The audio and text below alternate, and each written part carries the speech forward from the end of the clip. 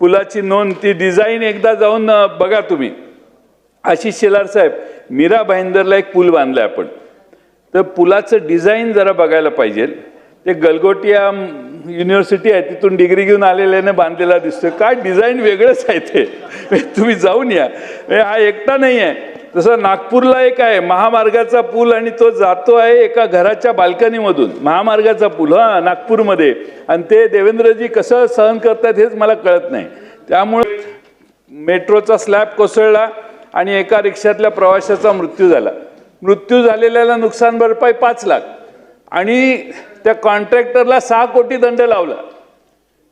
दंड 6चा 10 झाला तरी आमचा पाठिंबाच आहे.